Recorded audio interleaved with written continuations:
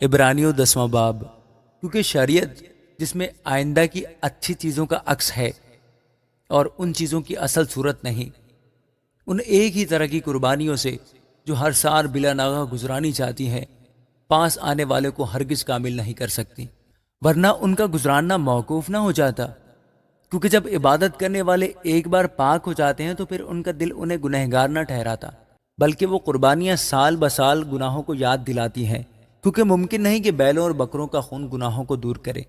اسی لیے وہ دنیا میں آتے وقت کہتا ہے کہ تو نے قربانی اور نظر کو پسند نہ کیا، بلکہ میرے لیے ایک بدن تیار کیا۔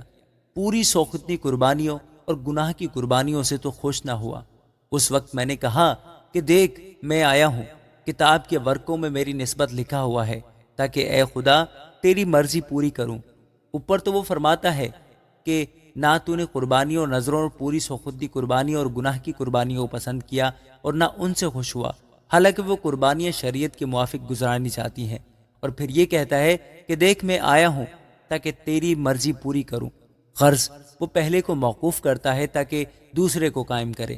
اسی مرضی کے سبب سے ہم یسوع مسیح کے جسم کے ایک ہی بار قربان ہونے کے وسیلہ سے پاک کیے گئے ہیں، اور ہر ایک کاہن تو کھڑا ہو کر ہر روز عبادت کرتا ہے اور ایک ہی طرح کی قربانیاں بار بار گزرانتا ہے جو ہرگز گناہوں کو دور نہیں کر سکتی۔ لیکن یہ شخص ہمیشہ کے لیے گناہوں کے واسطے ایک ہی قربانی گزران کر خدا کی دہنی طرف جا بیٹھا، اور اسی وقت سے منتظر ہے کہ اس کے دشمن اس کے پاؤں تلے کی چوکی بنے، کیونکہ اس نے ایک ہی قربانی چڑھانے سے ان کو ہمیشہ کے لیے کامل کر دیا ہے جو پاک کیے جاتے ہیں۔ اور روح القدس بھی ہم کو یہی بتاتا ہے، کیونکہ یہ کہنے کے بعد کہ خداوند فرماتا ہے جو عہد میں ان دنوں کے بعد ان سے باندھوں گا وہ یہ ہے کہ میں اپنے قانون ان کے دلوں پر لکھوں گا اور ان کے ذہن میں ڈالوں گا۔ پھر وہ یہ کہتا ہے کہ ان کے گناہوں اور بے دینیوں کو پھر کبھی یاد نہ کروں گا، اور جب ان کی معافی ہو گئی ہے تو پھر گناہ کی قربانی نہیں رہی۔ بس اے بھائیو،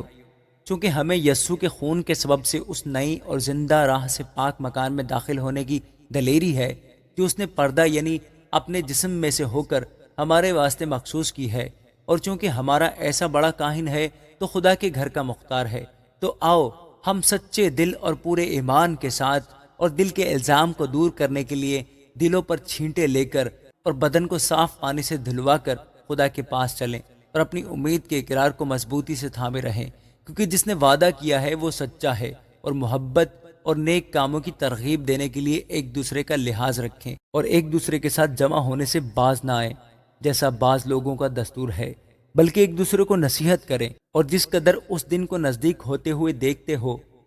اسی قدر زیادہ کیا کرو، کیونکہ حق کی پہچان حاصل کرنے کے بعد اگر ہم جان بوجھ کر گناہ کریں تو گناہوں کی کوئی اور قربانی باقی نہیں رہی۔ ہاں، عدالت کا ایک ہولناک انتظار اور غضبناک آتش باقی ہے جو مخالفوں کو کھا لے گی۔ جب موسیٰ کی شریعت کا نام ماننے والا 2 یا 3 شخصوں کی گواہی سے بغیر رحم کیے مارا جاتا ہے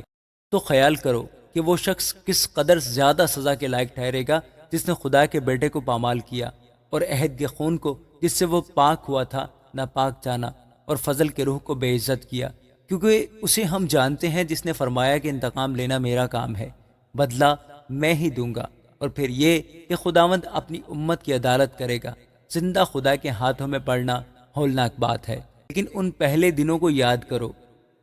کہ تم نے منور ہونے کے بعد دکھوں کی بڑی کھکیڑ اٹھائی، کچھ تو یوں کہ لعن طعن اور مصیبتوں کے باعث تمہارا تماشا بنا، اور کچھ یوں کہ تم ان کے شریک ہوئے جن کے ساتھ یہ بدسلوکی ہوتی تھی۔ چنانچہ تم نے قیدیوں کی ہمدردی بھی کی اور اپنے مال کا لٹ جانا بھی خوشی سے منظور کیا، یہ جان کر کہ تمہارے پاس ایک بہتر اور دائمی ملکیت ہے۔ بس اپنی دلیری کو ہاتھ سے نہ دو،